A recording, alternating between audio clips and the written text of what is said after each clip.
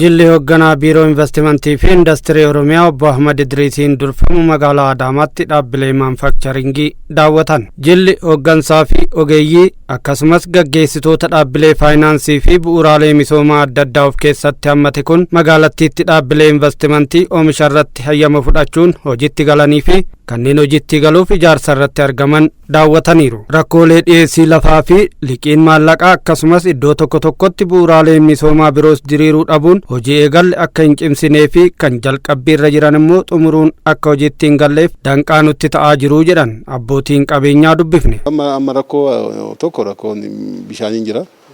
Rakkoo ifaan qabna. Karaan isaa akkuma agartan kana karaan hin jiru. Amma maashina galchinee dhaabaa jirra.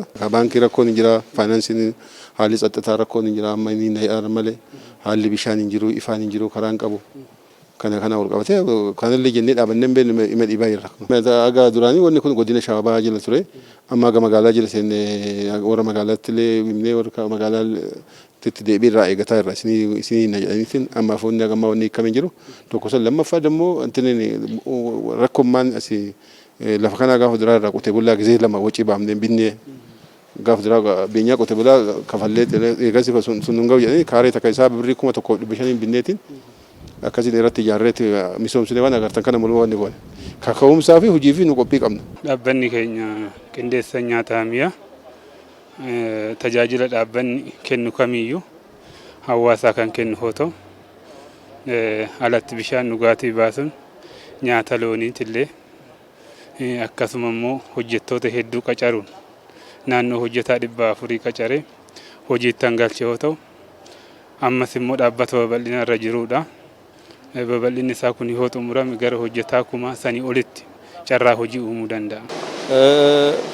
ድርጅቱ 4 ዓመት እንደመሆኑ መጠን አብዛኛው አባቲቺ ኤርጋ ሆጂቲ ሴኒ ወጎታ አፍሩ ለኮብሲሴራ አመስ ሆጂ ፕሮጀክቲ ደበለታ ራወቻ ጅሩን ካፒታላ ቢጠኔራ ገማብራቲን ለፍቲ ሆጂቼ እረት ራወኑስ ደበለታን ኑበርባቺሳ አሁንም እቅዳችንና ህልማችን ሰፊ ነው።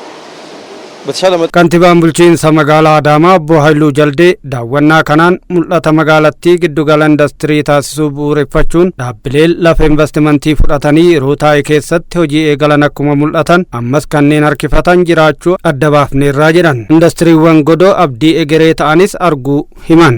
Akkuma beekamu magaalli Adaamaa ispeeshaal kan itti godhu industiriidha.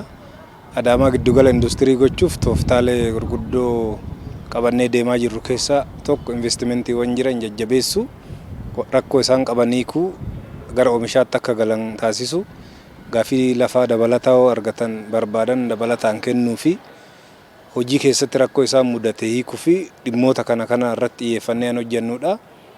Tooftaan inni lammaffaan isaan haaraa immoo Adaamaatti investi gochuu barbaadan lafa investimentiif oolu hojii gargaraatiif oolu qopheessuudhaan lafa kennuudha. Tooftaan inni sadaffaan immoo industirii xixiqqaan eegaluudha. Kooteeji industirii yookiin industirii godoo babal'isuudha jechuudha.